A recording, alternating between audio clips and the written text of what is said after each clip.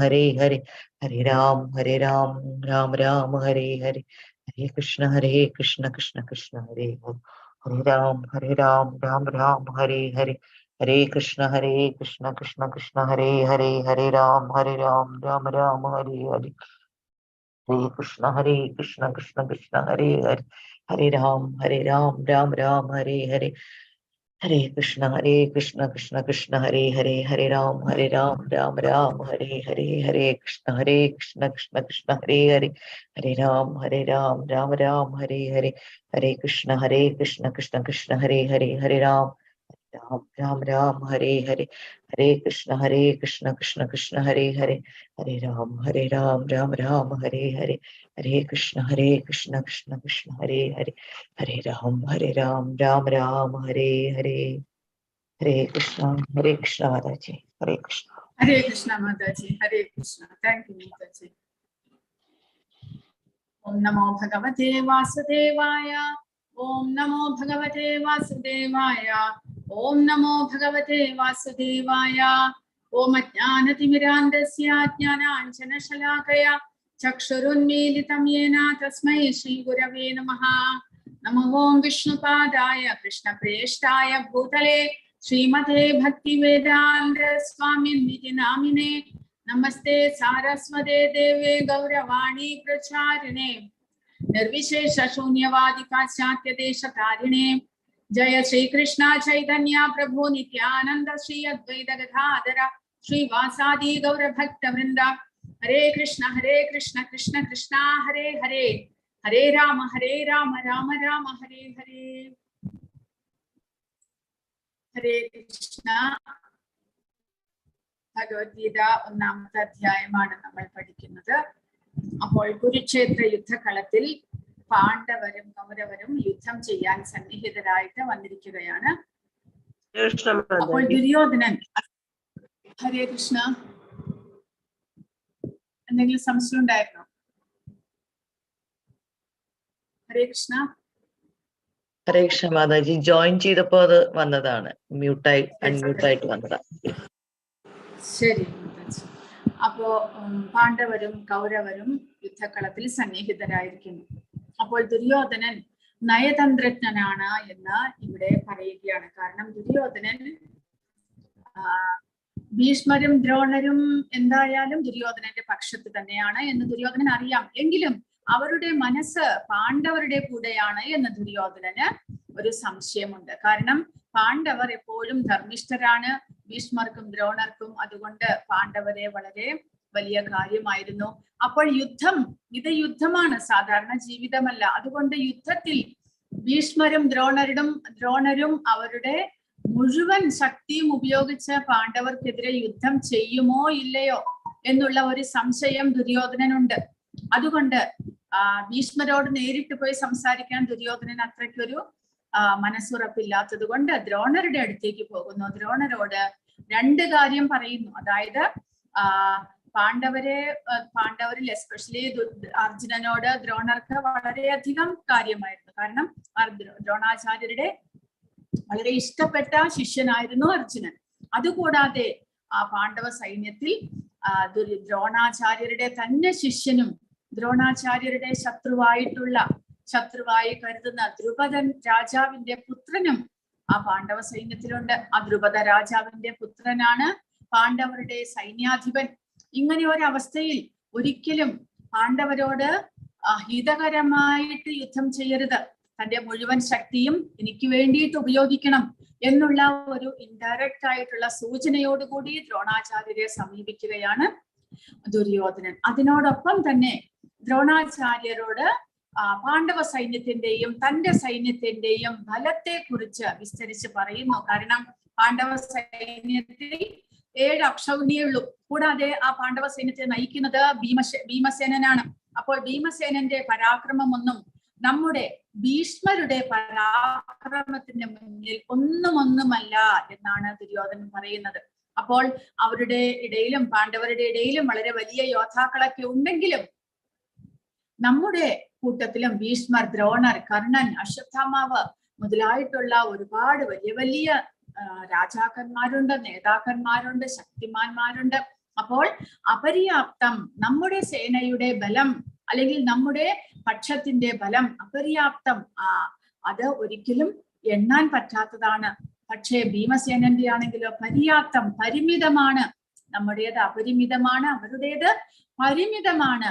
അങ്ങനെ ദുര്യോധനൻ തന്റെ കാഴ്ചപ്പാടിലൂടെ രണ്ട് സൈന്യത്തിന്റെയും ഒരു ബലത്തെ കുറിച്ചും ആര് നിയന്ത്രിക്കുന്നു എന്നതിനെ കുറിച്ചും, കൂടാതെ നമ്മുടെ നിലപാട് എന്തായിരിക്കണം? ഒരു യുദ്ധം ആരംഭിക്കുമ്പോൾ അതിലെ സേനാനായകന്മാർ ഒരു നിലപാടെടുക്കണം. അപ്പോൾ ദുര്യോധനൻ പറഞ്ഞു കൊടുക്കുന്നു, കാരണം ഭീഷ്മദേവനാണ് നമ്മളെ നയിക്കുന്നത്, അദ്ദേഹത്തിന് സാധിക്കുന്നു. അതുകൊണ്ട് നിങ്ങൾ എല്ലാവരും ചേർന്ന് ഭീഷ്മദേവനെ രക്ഷിക്കണം, ചുറ്റുപാടും നിന്ന് അദ്ദേഹത്തിന് ഒരു സംരക്ഷണം കൊടുക്കണം.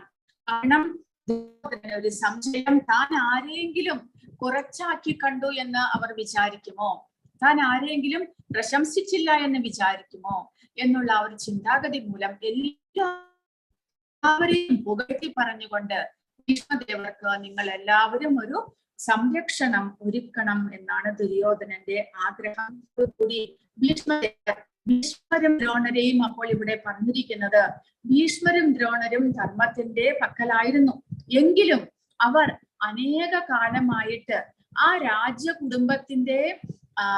രാജ്യകുടുംബത്തിന്റെ തന്നെ നിലകൊണ്ട് അവിടുത്തെ സഹായത്തോടു കൂടി ജീവിച്ചു വന്നതുകൊണ്ട്, അതായത് ദ്രോണാചാര്യർ ആ കുലത്തിലെ ടീച്ചറായിരുന്നു. അപ്പോൾ അവിടുത്തെ കാശ് സമ്പാദിച്ച സാലറി കൊണ്ടാണ് അദ്ദേഹത്തിന്റെ ജീവിതം നടന്നു പോന്നിരുന്നത്. ഭീഷ്മദേവരാണെങ്കിലോ സത്യം ചെയ്തിട്ടുണ്ട് സത്യവതിക്ക്, അതായത് താൻ ഈ കുടുംബത്തെ സംരക്ഷിച്ചു കൊള്ളാം, തന്റെ മരണം വരെയും ഈ രാജ്യത്തെ സംരക്ഷിച്ചു കൊള്ളാം എന്നൊരു സത്യം ഭീഷ്മദേവനും എടുത്തിട്ടുണ്ട്. അതുകൊണ്ട് ഇവർ രണ്ടുപേരും തന്നോട് ഒരുമിച്ച് മാത്രമേ നിൽക്കുകയുള്ളൂ എന്ന ദുര്യോധനന് ഉറപ്പുണ്ട്. എങ്കിലും അവരുടെ മനസ്സ് ദുര്യോധനന്റെ ഒപ്പമല്ല. ശരീരം അവരോടൊപ്പം ഉണ്ടെങ്കിലും മനസ്സ് അവരോടൊപ്പമല്ല. കാരണം അവർ തങ്ങളുടെ കർത്തവ്യം, ഭീഷ്മദേവനാണെങ്കിൽ തന്റെ വാക്ക് പൂർത്തിയാക്കാൻ വേണ്ടിയിട്ട്, താൻ കൊടുത്ത ആ ഒരു സത്യം പൂർത്തിയാക്കാൻ വേണ്ടിയിട്ട് ദുര്യോധന പക്ഷത്ത് നിൽക്കുന്നു. ദ്രോണാചാര്യരാണെങ്കിൽ താൻ അവിടുത്തെ സേവകനാണ് എന്നുള്ള ചിന്തയിൽ ദുര്യോധനന്റെ പക്ഷത്ത് നിൽക്കുന്നു. അങ്ങനെ ഭീഷ്മദേവന് അറിയാം മറുപക്ഷത്ത് ഭഗവാനുണ്ട്, ധർമ്മം അവരുടെ പക്ഷത്താണ്, അതുകൊണ്ട് യുദ്ധം അവർ മാത്രമേ ജയിക്കുകയുള്ളൂ എന്നും അറിയാം. എങ്കിലും ദുര്യോധനനെ സന്തോഷിപ്പിക്കാനായിട്ട് ഭീഷ്മർ ശംഖമൂതുകയാണ്. അങ്ങനെ ഭീഷ്മദേവന്റെ ശംഖമൂതുന്നതോടുകൂടി യുദ്ധം തുടങ്ങാനുള്ള തയ്യാറെടുപ്പുകളായി എല്ലാവരും. അതിനെ തുടർന്ന് ശംഖ, ചെണ്ട, മദ്ദളം, കാഹളം എന്നിവയുടെ ശബ്ദം എമ്പാടും ഉയർന്നു. യുദ്ധരംഗത്ത് കോലാഹലമായി എന്നാണ് ഇവിടെ പറയുന്നത്. അപ്പോൾ ഭീഷ്മരുടെ ശംഖമൂതുന്നതോടുകൂടി തന്നെ കൃഷ്ണാർജുനന്മാർ അവരുടെ ദിവ്യമായ ശംഖങ്ങൾ മുഴക്കുന്നു. അപ്പോൾ കൃഷ്ണന്റെയും അർജുനന്റെയും ദിവ്യ ശംഖങ്ങൾ ദൈവീകമായിട്ടുള്ള ശംഖങ്ങളാണ് എന്നാണ് പറയുന്നത്. തദ ശ്വേതൈർഹയേർയുക്തേ മഹതി സ്യന്ദനേ സ്ഥിതൗ മാധവഃ പാണ്ഡവശ്ചൈവ ദിവ്യൗ ശംഖൗ പ്രദത്മതുഃ. മറുവശത്ത് കൃഷ്ണാർജുനന്മാർ വെള്ള കുതിരകളെ പൂട്ടിയ വൻ തേരിൽ നിന്നുകൊണ്ട് തങ്ങളുടെ ദിവ്യ ശംഖങ്ങൾ മുഴക്കി. അപ്പോൾ കൃഷ്ണന്റെയും അർജുനന്റെയും ദിവ്യ ശംഖമാണ് എന്ന് പറയുന്നു. അപ്പോൾ ഈ ശ്ലോകത്തിൽ ഇവിടെ പാണ്ഡവരുടെ അല്ലെങ്കിൽ എസ്പെഷ്യലി അർജുനന്റെ വിജയത്തെ കുറിക്കുന്ന കുറച്ച് കാര്യങ്ങൾ ഇവിടെ കൊടുത്തിട്ടുണ്ട്. അതായത് ഒന്നാമത്തേത് മാധവഹ എന്ന് പറയുമ്പോൾ ലക്ഷ്മീപതിയായ കൃഷ്ണൻ, ഭഗവാനെയാണ് കുറിക്കുന്നത്. മാധവൻ എന്നുള്ള ഭഗവാന്റെ പേര് പറയുന്നത് ലക്ഷ്മീപതി, ലക്ഷ്മി ദേവിയുടെ നാഥനായിട്ടുള്ള ഭഗവാനെയാണ് മാധവ എന്ന് വിളിക്കുന്നത്. അപ്പോൾ ലക്ഷ്മീപതിയായിട്ടുള്ള ഭഗവാൻ എവിടെയുണ്ടോ അവിടെ ലക്ഷ്മി അല്ലെങ്കിൽ ഐശ്വര്യവും ഉണ്ടാകും. അപ്പോൾ അർജുനന്റെ സമീപമാണ് ഭഗവാൻ നിൽക്കുന്നത്, പാണ്ഡവരോടൊപ്പമാണ് ഭഗവാൻ ഉള്ളത് എന്നതുകൊണ്ട് ഐശ്വര്യം ലക്ഷ്മി ദേവി അവരോടൊപ്പം ഉണ്ട്. അതുകൊണ്ട് രാജ്യം അവർക്ക് തന്നെ ലഭിക്കും എന്നുള്ളൊരു സൂചനയാണ് അത് കൊടുക്കുന്നത്. കൂടാതെ ദിവ്യൗ ശംഖൗ, ദിവ്യമായ ശംഖങ്ങൾ. ശംഖം ദിവ്യമാണ്, ദൈവികമാണ്. അതുകൂടാതെ ശംഖം ഭഗവാൻ വിഷ്ണുവിന്റെ ഒരു ചിഹ്നം കൂടിയാണ്. അപ്പോൾ അതും അവർക്ക് വിജയത്തെ ഉറപ്പാക്കുന്നു എന്നാണ് പറയുന്നത്. കൂടാതെ രഥം ദൈവികമായിട്ടുള്ള രഥമാണ് അർജുനന്റേത്. വെള്ള കുതിരകളെ പൂട്ടിയ രഥം, അത് അഗ്നിദേവൻ സന്തോഷത്തോടു കൂടി ഉപഹാരമായിട്ട് അർജുനന് നൽകിയിട്ടുള്ളതാണ്. അതും അവരുടെ വിജയത്തെ കുറിക്കുന്നു എന്നാണ് പറയുന്നത്.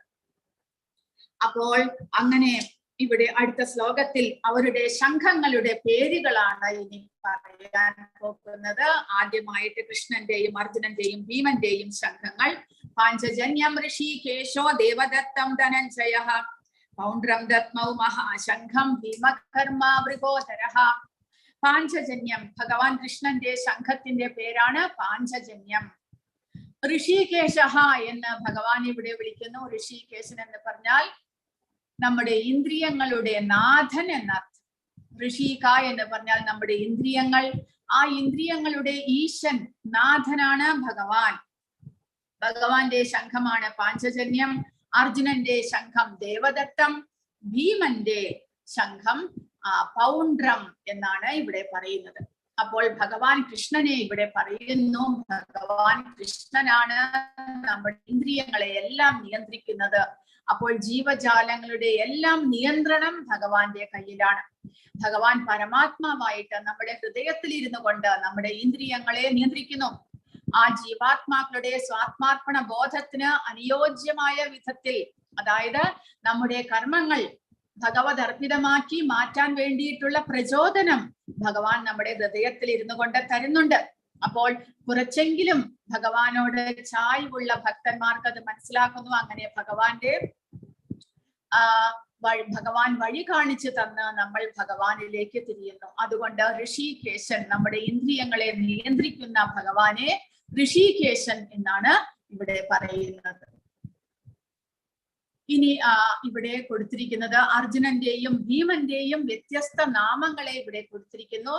ഭഗവാൻ ഈ ഭഗവത്ഗീതയിൽ ഉടനീളം ഭഗവാനെ കൃഷ്ണൻ എന്നുള്ള നാമം എല്ലാവരെയും ആകർഷിക്കുന്നവൻ എന്നർത്ഥം. ഋഷികേശൻ സർവ ഇന്ദ്രിയങ്ങളുടെയും ഉടമ. മാധവൻ ലക്ഷ്മീപതി. അച്യുതൻ എന്ന് ഇവിടെ അർജുനൻ വിളിക്കുന്നുണ്ട് ഭഗവാനെ. അച്യുതൻ എന്നുള്ള പേര് ചുതി അഥവാ വീഴ്ച പറ്റാത്തവൻ.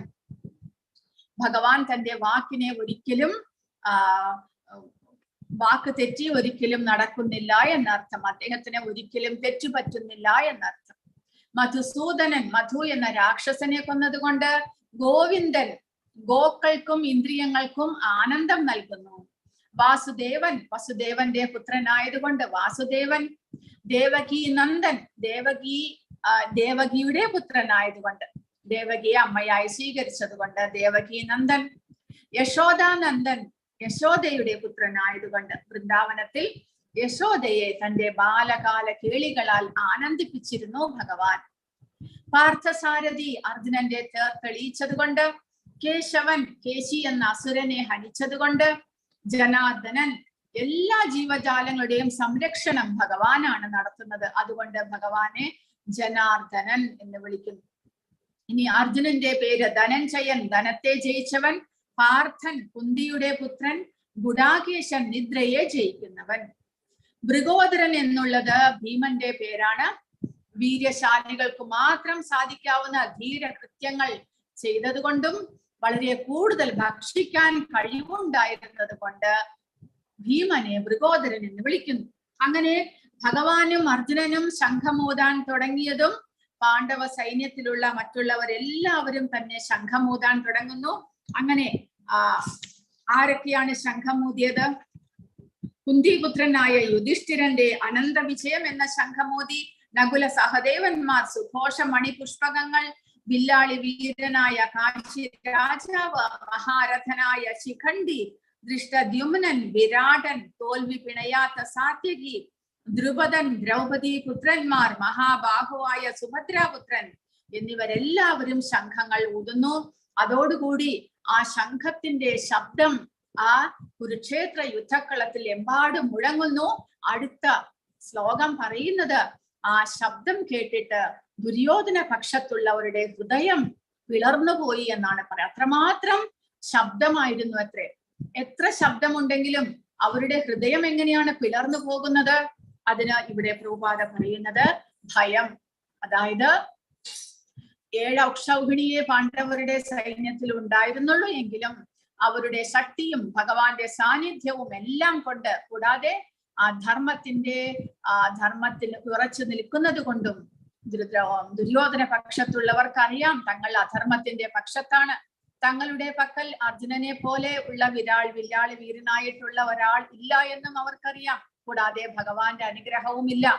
എല്ലാം കൊണ്ടും ദുര്യോധന പക്ഷത്തുള്ളവരുടെ ഹൃദയം ഭയം കൊണ്ട് പിളർന്നു പോയി എന്നാണ് പറയുന്നത്.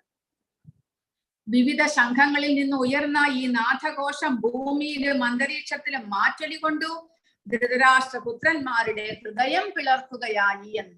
അപ്പോൾ ദുര്യോധന പക്ഷത്തുള്ള ഭീഷ്മൻ മുതലായവർ സംഘമൂതിയപ്പോൾ പാണ്ഡവരുടെ പക്ഷത്തുള്ളവരുടെ ഹൃദയം പിളർന്നു എന്ന് പറയുന്നില്ല. പക്ഷേ ദുര്യോധന പക്ഷത്തുള്ളവരുടെ ഹൃദയം പിളർന്നു എന്ന് പറയുന്നത് പാണ്ഡവർക്ക് ഭഗവാൻ കൃഷ്ണനിലുള്ള വിശ്വാസവും, കൂടാതെ കൗരവർക്ക് ഭഗവാനിന്റെ സഹായം ഇല്ലാത്തതിന്റെ സൂചനയുമാണ് കൊടുക്കുന്നത്. ഭഗവാനിൽ അഭയം തേടിയവർക്ക് ഒന്നിനെയും പേടിക്കാനില്ല. കാരണം ഭക്തന്മാരെ ഭഗവാൻ സംരക്ഷിച്ചു കൊള്ളും. അവർക്ക് ആശ്രയമായിട്ട് ഭഗവാൻ ഉണ്ടാകുമെന്നുള്ള ഉറപ്പ് ഭക്തന്മാർക്കുണ്ട്. കൗരവന്മാരുടെ ഹൃദയം പിളർക്കാൻ കാരണം അവരുടെ ഭയമാണ്, തോൽവിയുടെ ചിഹ്നമാണ് അത് എന്ന് പറയുന്നു. അങ്ങനെ അർജുനൻ യുദ്ധത്തിന് തയ്യാറായി. അർജുനൻ മാത്രമല്ല, എല്ലാവരും ശംഖമെല്ലാം ഊതിക്കഴിഞ്ഞു. 2 പക്ഷത്തുള്ളവരും യുദ്ധത്തിന് തയ്യാറായി. അമ്പും വില്ലുമെല്ലാം റെഡിയാക്കുന്ന സമയത്ത് അർജുനന്റെ മനസ്സിൽ ഒരു ആഗ്രഹം ഉണ്ടാകുകയാണ്. എന്താണത്? അഥവ്യവസ്ഥിതാൻ ദൃഷ്ട്വാ ധാർതരാഷ്ട്രാൻ കപിധ്വജഃ പ്രവൃത്തെ ശസ്ത്ര സമ്പാദേ ധനുരുദ്യമ്യ പാണ്ഡവഃ ഋഷീകേശം തഥാ വാക്യം ആഹമഹീപതേ. അർജുന ഉവാച സേനയോരുഭയോർമധ്യേ രഥം സ്ഥാപയമേച്യുത യാവദേതാ നിരീക്ഷേഹം യോധുകാമാനവസ്ഥിതാൻ കൈർമയാ സഹ യോദ്ധവ്യം അസ്മിൻ രണസമുദ്യമേ. അങ്ങനെ പാണ്ഡുപുത്രനായ അർജുനൻ ഹനുമാൻ കൊടിയടയാളമായുള്ള തേരിലിരുന്നു കൊണ്ട്, അപ്പോൾ ഇവിടെ വീണ്ടും അർജുനന്റെ ജയത്തെ സൂചിപ്പിക്കുന്ന കാര്യങ്ങൾ പറയുകയാണ്. എന്തൊക്കെയാണത്? ഹനുമാന്റെ കൊടിയടയാളം. ഹനുമാൻ ശ്രീരാമചന്ദ്രനും രാവണനുമായിട്ടുള്ള യുദ്ധത്തിൽ വളരെ വലിയ പങ്കുകൊണ്ടു. ആ ഹനുമാന്റെ സാന്നിധ്യം മൂലം ശ്രീരാമചന്ദ്രൻ ആ യുദ്ധത്തിൽ ജയിച്ച് സീതാദേവിയെ തിരിച്ചു കൊണ്ടുവരുന്നു. അതേ ഹനുമാൻ അർജുനന് ഈ കൗരവരും പാണ്ഡവരുമായുള്ള യുദ്ധത്തിൽ അർജുനന്റെ കൊടിയടയാളമായിട്ട് വന്നിരിക്കുന്നു. അപ്പോൾ ഹനുമാന്റെ കൊടിയടയാളം അർജുനന്റെ വിജയത്തിന് സൂചകമാണ് എന്നാണ് പറയുന്നത്. കൂടാതെ തേരിലിരുന്നു കൊണ്ട് വില്ലെടുത്ത് അമ്പുതിർക്കാൻ തയ്യാറായി. അപ്പോൾ അർജുനന്റെ വില്ല് അതും ദിവ്യമാണ്. ഗാന്ധീവം എന്നുള്ള ആ വില്ലും അഗ്നിദേവൻ തന്നെ അനുഗ്രഹമായിട്ട് നൽകിയിട്ടുള്ളതാണ്. ആ വില്ലും അർജുനന്റെ വിജയത്തെ സൂചിപ്പിക്കുന്നു എന്നാണ് പറയുന്നത്. അങ്ങനെ അർജുനൻ മറുവശത്ത് അണിനിരന്നു നിന്ന ആ സൈന്യത്തെ നോക്കി കൃഷ്ണനോട് ഇങ്ങനെ പറയുകയാണ്. എന്താണ് പറയുന്നത്? സേനയോരുഭയോർ മധ്യേ രഥം സ്ഥാപയമേ അച്യുത. ഹേ അച്യുത. അച്യുത എന്ന് വിളിക്കുന്നു അർജുനൻ ഇവിടെ ഭഗവാനെ, അതായത് ഒരിക്കലും തോൽവി പറ്റാത്തവനെ. അപ്പോൾ ഇവിടെ അർജുനൻ ഭഗവാനെ അച്യുത എന്ന് വിളിക്കുന്നതിൽ വളരെയധികം ഒരു വലിയ പോയിന്റ് ഉണ്ട്. പ്രഭുപാദ പറയുന്നു, കൃഷ്ണൻ ഭഗവാനാണ്, പരമദിവ്യോത്തമ പുരുഷനാണ്.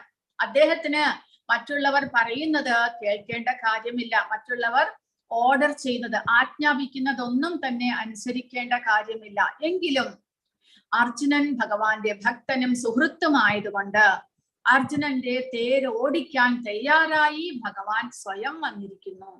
അതുകൊണ്ട് അർജുനൻ ഭഗവാനെ അച്യുത എന്ന് വിളിക്കുന്നു. കാരണം ഒരു ഡ്രൈവറായിട്ടുള്ള ഒരു ജോലിയാണ് ഭഗവാൻ നിർവഹിക്കുന്നത്. കാരണം അർജുനൻ എവിടേക്കെല്ലാം തേര് കൊണ്ടുപോകണം എന്ന് പറയുന്നുവോ അവിടെയെല്ലാം ഭഗവാൻ ആജ്ഞാനുസരണം അതെല്ലാം ചെയ്യേണ്ടതാണ്. അപ്പോൾ സ്വയം ഭഗവാനാണ് എന്ന് ഭഗവാൻ ഇവിടെ അഹങ്കരിക്കുന്നില്ല.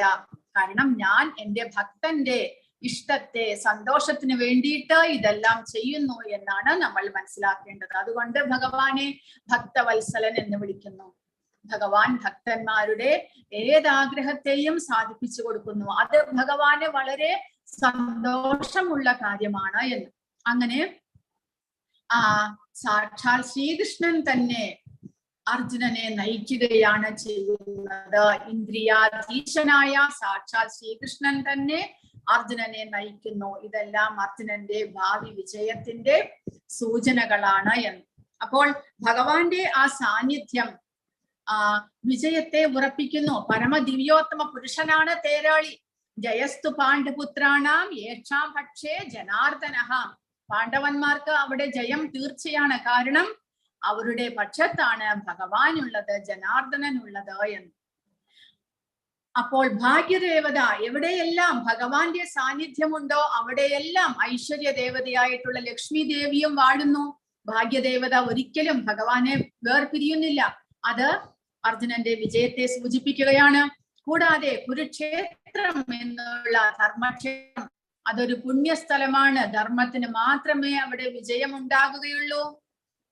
അർജുനന്റെ കൊടിക്കൂറമേലുള്ള ഹനുമാന്റെ രൂപവും വിജയത്തെ കുറിക്കുന്നു. വിഷ്ണുവിന്റെ ചിഹ്നമായിട്ടുള്ള ശംഖം, ദിവ്യമായിട്ടുള്ള ശംഖം വിജയത്തെ കുറിക്കുന്നു. കൂടാതെ ദുര്യോധനനെ സമാധാനിപ്പിക്കാൻ വേണ്ടിയിട്ടാണ് ഭീഷ്മൻ ശംഖമൂതുന്നത്. ഭീഷ്മന്റെ ശംഖം ദിവ്യമാണ് എന്ന് പറയുന്നില്ല.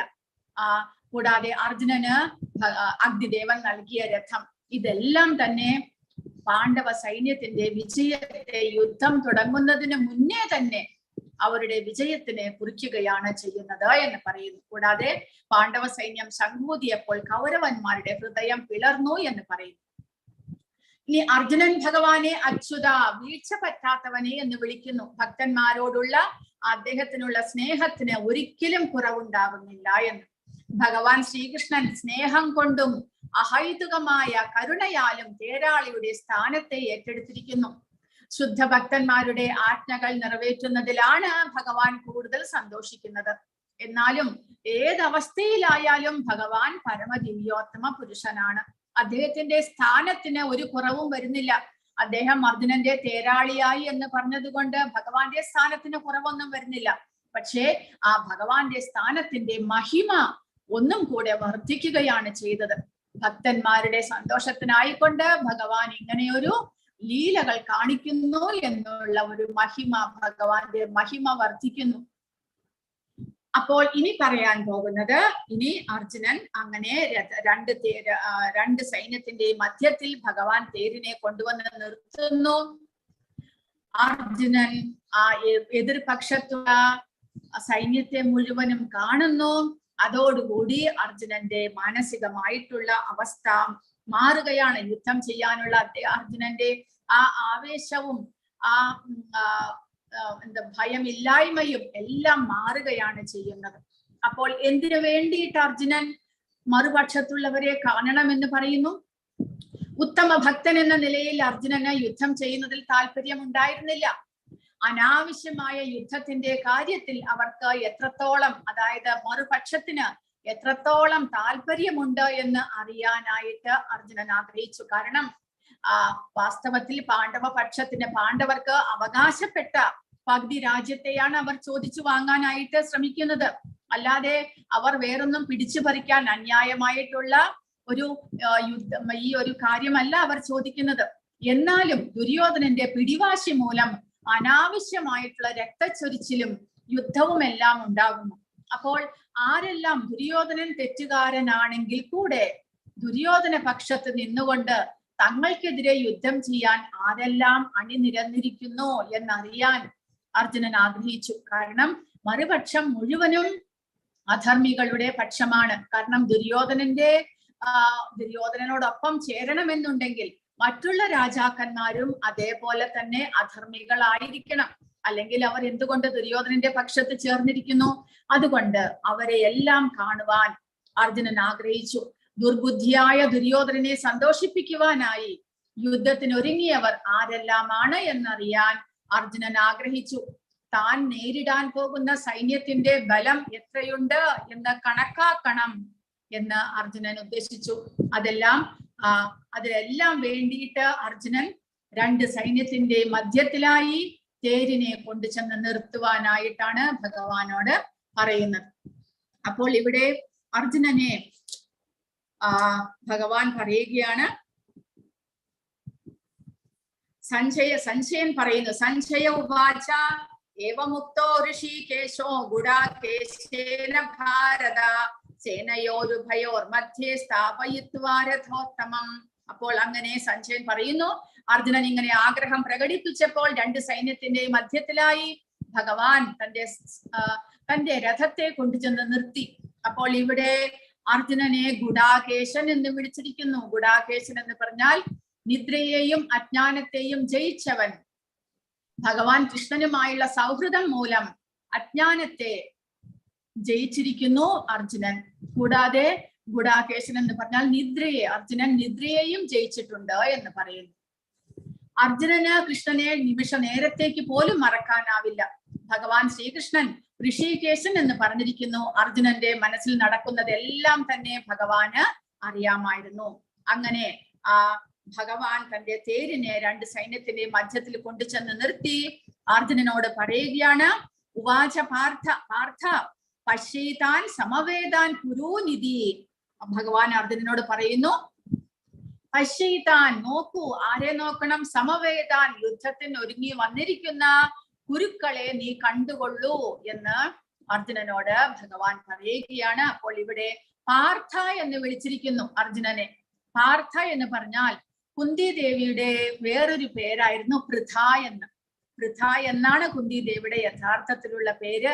പിന്നീട് കുന്തി ദേവിയെ കുന്തി ഭോജൻ എന്നുള്ള രാജാവ് വളർത്തിയത് മൂലം കുന്തി എന്നുള്ള പേരും കൂടെ കിട്ടിയതാണ്. അപ്പോൾ വസുദേവരുടെ ഭഗവാന്റെ അച്ഛൻ വസുദേവരുടെ സഹോദരിയുടെ പുത്രനാണ് നീ. അതുകൊണ്ട് നിന്റെ അച്ഛനും അമ്മയ്ക്കും ഒരിക്കലും ഒരു വിഷമം വരുന്ന ഒരു തീരുമാനം എടുക്കരുത് എന്നുള്ള ഒരു ഉദ്ദേശത്തോടു കൂടി ഭഗവാൻ പാർത്ഥ എന്ന് ഒരു സംബോധന ചെയ്യുകയാണ്. ഇവിടെ കുരുക്കളെ നോക്കിക്കൊള്ളൂ എന്ന്, കുരു സൈന്യത്തെ നോക്കിക്കൊള്ളൂ എന്ന് പറഞ്ഞുകൊണ്ട് കൃഷ്ണൻ ഭഗവാനോട് പറയുന്നു. അപ്പോൾ അർജുനൻ നോക്കുമ്പോൾ ആരെയാണ് കാണുന്നത്?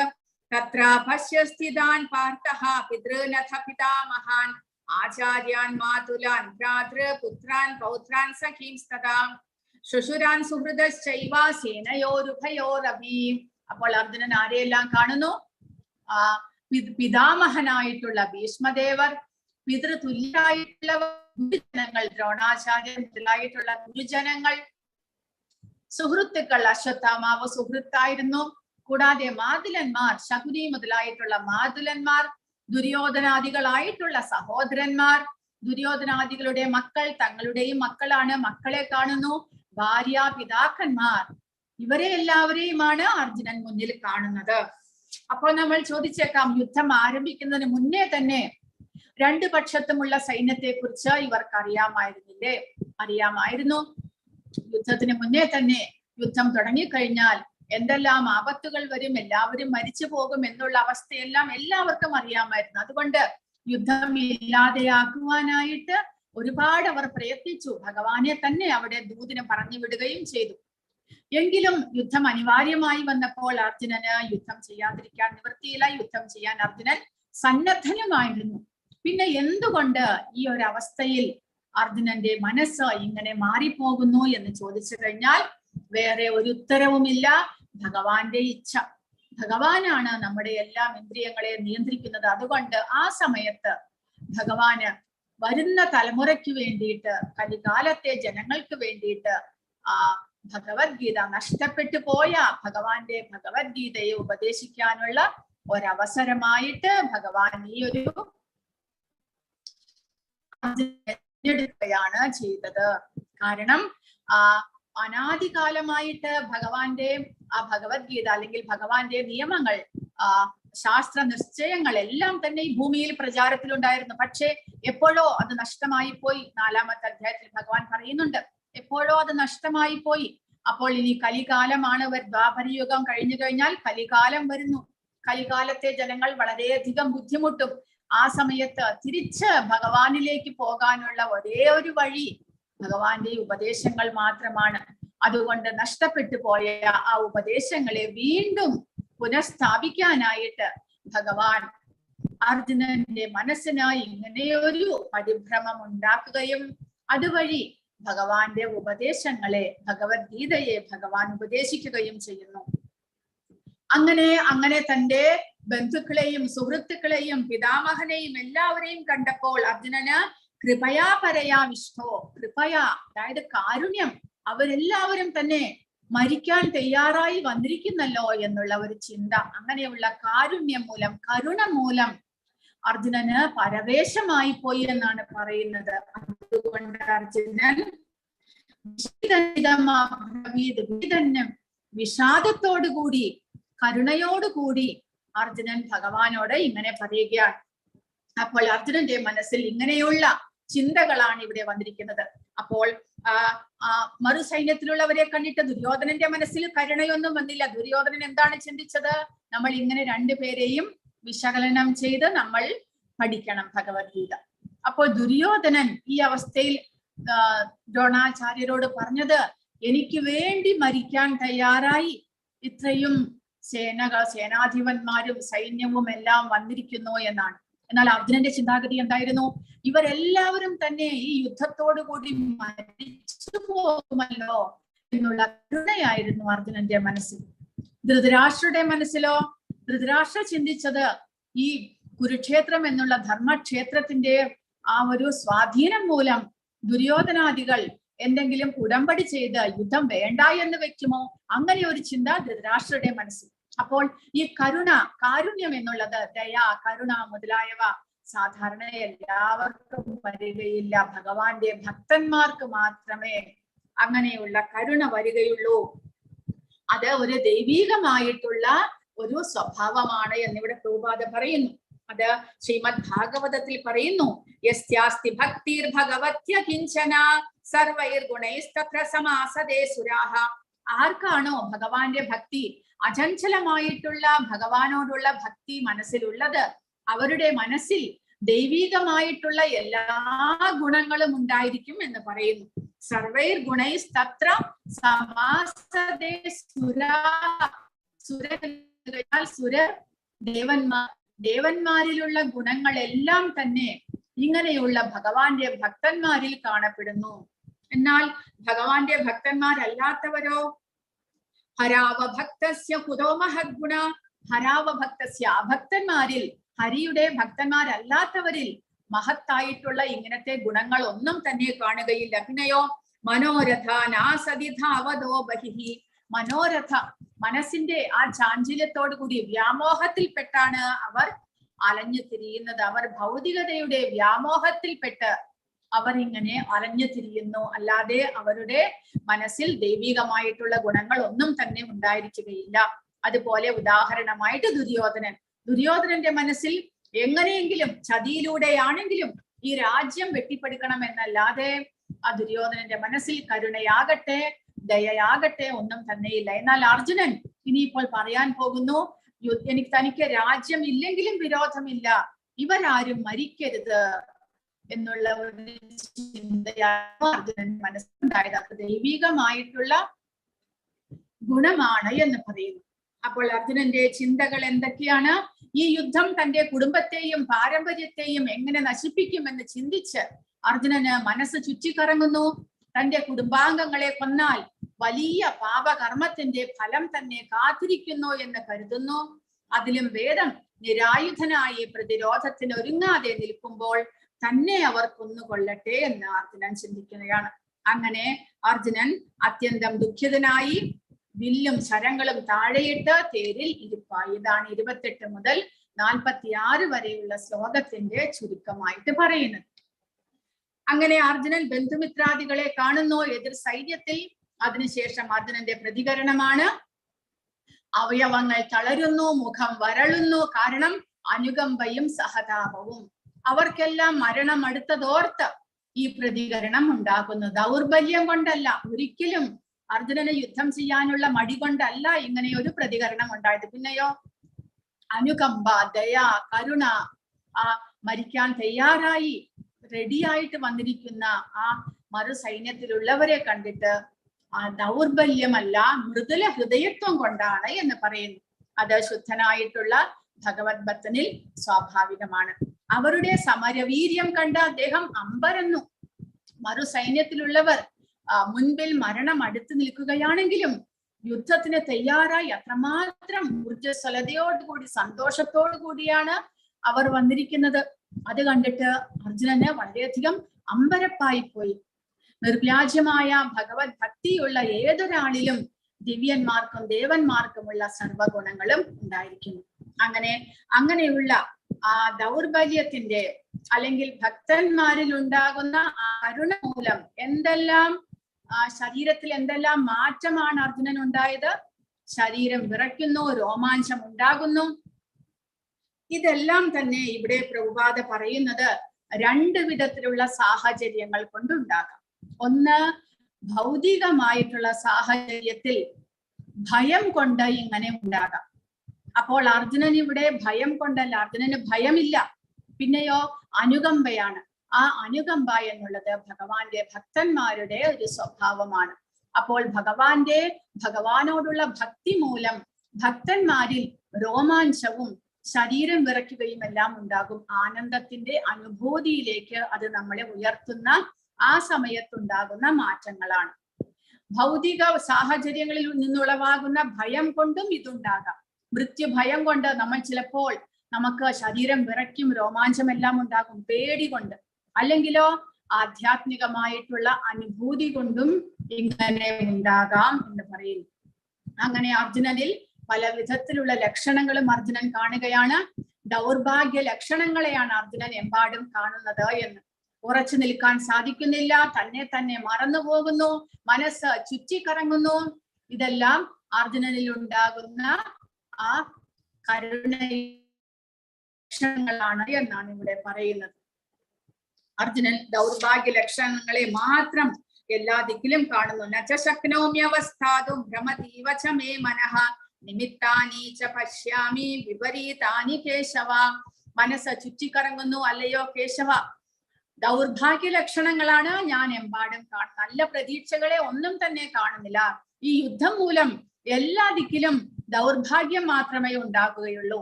എന്റെ ബന്ധുമിത്രാദികൾ എല്ലാവരും തന്നെ മരിച്ചു പോകുന്നു. അവരുടെ കുടുംബത്തിന് നാഥനില്ലാതെയാകുന്നു. പിന്നെയോ അർജുനൻ പറയുന്നത് അടുത്ത ശ്ലോകത്തിൽ, നചശ്രേയോനു പശ്യാമി ഹത്വാ സ്വജനമാഹവേ ന കാംക്ഷേ വിജയം കൃഷ്ണ നചരാജ്യം സുഖാനിച്ച. ഇങ്ങനെ ബന്ധുമിത്രാദികളെ എല്ലാം കൊന്നിട്ട് രാജ്യവും സുഖവും ഐശ്വര്യവും എല്ലാം കിട്ടിയിട്ട് എനിക്ക് എന്ത് ചെയ്യാനാണ്? കാരണം അവരില്ലാതെ ഇതൊന്നും എനിക്ക് സ്വന്തമായിട്ട് അനുഭവിക്കാൻ തോന്നുന്നില്ല. അപ്പോൾ ശരിയായിട്ടും നമുക്കും എന്തെങ്കിലും ഒരു നല്ല ഐശ്വര്യമുള്ളപ്പോൾ നമുക്കും അതെല്ലാം മറ്റുള്ളവരെ കാണിക്കാനും അവരോടൊപ്പം നമ്മുടെ ഐശ്വര്യത്തെ പങ്കിടാനും നമ്മൾ ആഗ്രഹിക്കും. അതുപോലെ അർജുനൻ പറയുന്നു, ഈ രാജ്യം എനിക്ക് തിരിച്ചു കിട്ടിയാലും അത് അനുഭവിക്കാൻ ഞങ്ങൾ 5 പേർ മാത്രമേ ഉണ്ടാകുകയുള്ളൂ. മറ്റുള്ളവർ എല്ലാവരും മരിച്ചു പോകും. പിതാമഹനായിട്ടുള്ള ഭീഷ്മദേവരും ദ്രോണാചാര്യരും ആരും ഇല്ലാതെ എനിക്ക് ഈ രാജ്യമോ സുഖങ്ങളോ അനുഭവിക്കാൻ തോന്നുന്നില്ല എന്നാണ് അർജുനൻ ഇവിടെ പറയുന്നത്. വാസ്തവത്തിൽ ജീവാത്മാവിന്റെ യഥാർത്ഥ സ്വാർത്ഥ താല്പര്യമാണ് ഇത് കാണിക്കുന്നത്. സ്വന്തം ക്ഷേമത്തിലും ഐശ്വര്യത്തിലുമാണ് ജീവാത്മാവ് ഇവിടെ അർജുനൻ ശ്രദ്ധിക്കുന്നത്. ഭഗവാന്റെ ഇച്ഛ എന്താണ് അത് അർജുനൻ നോക്കുന്നില്ല. പിന്നെയോ എനിക്ക് എന്റെ സുഖം, എന്റെ സന്തോഷം, എന്റെ ബന്ധുമിത്രാദികൾ, ഇങ്ങനെയുള്ള കാര്യമാണ് അർജുനൻ ചിന്തിച്ചത്. അത് സ്വാർത്ഥതയാണ് എന്നിവിടെ പറയുന്നു. ആ സ്വാർത്ഥത മൂലമാണ് നമ്മൾ ഭൗതിക ക്ലേശങ്ങൾ അനുഭവിക്കുന്നത്. വാസ്തവത്തിൽ ജീവാത്മാവ് ഭഗവാൻ വിഷ്ണുവിനെ കുറിച്ച് ചിന്തിക്കണം, വിഷ്ണുവിന്റെ ആഗ്രഹത്തിനനുസരിച്ച് പെരുമാറേണ്ടതാണ് എന്ന് പറയുന്നു. അപ്പോൾ അതുകൊണ്ട് ഇങ്ങനെയുള്ള അർജുനന്റെ അനുകമ്പയുടെ ലക്ഷണങ്ങൾ, കളരുന്നു, മുഖം വരളുന്നു, ശരീരം വിറയ്ക്കുന്നു, രോമാഞ്ചം കൊള്ളുന്നു, കയ്യിൽ നിന്ന് ഗാണ്ഡീവം വഴുതി വീഴുന്നു, തൊലി ചുട്ടുനീറുന്നു, കാല് വികാര വിക്ഷോഭത്താൽ ഉറച്ചു നിൽക്കാൻ തന്നെ സാധ്യമല്ല. അങ്ങനെ എമ്പാടും ദൗർഭാഗ്യ ലക്ഷണങ്ങളെ അർജുനൻ കാണുന്നു. അങ്ങനെ 31ാമത്തെ ശ്ലോകത്തിൽ അർജുനൻ തന്റെ ബന്ധുമിത്രാദികളെ വധിച്ചിട്ട് രാജ്യം ആസ്വദിക്കാൻ അർജുനൻ ആഗ്രഹിക്കുന്നില്ല എന്നാണ് പറയുന്നത്. വാസ്തവത്തിൽ ഭഗവാന്റെ മുന്നിൽ വെച്ച് ഭഗവാനെ കണ്ടുകൊണ്ട് ആ യുദ്ധക്കളത്തിൽ മരിച്ചു വീഴുന്നവർ തീർച്ചയായിട്ടും അവർക്ക് മുക്തി ലഭിക്കേണ്ടതാണ്. അത് അർജുനൻ ചിന്തിക്കുന്നില്ല. പിന്നെയോ സ്വന്തം ഇഷ്ടപ്രകാരം, സ്വന്തം ബന്ധുമിത്രാദികളോടുള്ള ആസക്തി മൂലം, മമതാ ബന്ധം മൂലമാണ് അർജുനൻ ഇങ്ങനെ ഒരു ചിന്താഗതി ചെയ്യുന്നത്. അതുകൊണ്ട് അർജുനൻ എന്താണ് പറയുന്നത്? രാജ്യം കൊണ്ടും ഭോഗങ്ങൾ കൊണ്ടും ജീവിതം കൊണ്ട് തന്നെയും ഞങ്ങൾക്ക് എന്ത് പ്രയോജനം? ആർക്കു വേണ്ടി ഞങ്ങൾ ഇതെല്ലാം ആഗ്രഹിക്കുന്നുവോ അവരെല്ലാം സ്വത്തും പ്രാണൻ കൂടിയും ഉപേക്ഷിക്കാൻ തയ്യാറായി ഇതാ രണാങ്കണത്തിൽ നിൽക്കുന്നു. ഗുരുജനങ്ങൾ, പിതൃപിതാമഹന്മാർ, മക്കൾ, അമ്മാവന്മാർ, ശുശ്രന്മാർ, സ്യാലന്മാർ തുടങ്ങിയ ബന്ധുക്കളാണ് ഇങ്ങനെ മുന്നിൽ നിൽക്കുന്നത്.